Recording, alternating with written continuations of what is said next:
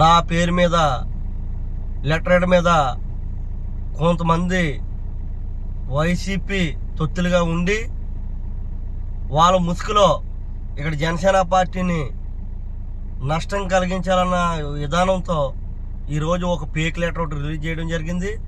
దీన్ని ఏదైనా ఉంటే నేను డైరెక్టర్గా మేము రిలీజ్ చేస్తాం తప్ప ఇలాంటి ఫేక్ లెటర్లు ఎవరు కూడా నమ్మొద్దు. ఏదైతే ఆ రోజు కమిటీ నిర్ణయించామో ఆ కమిటీ ప్రకారంగానే ఉంటుంది తప్ప ఇలాంటి ఫేక్ లెటర్లు అన్నీ కూడా అవాస్తవం.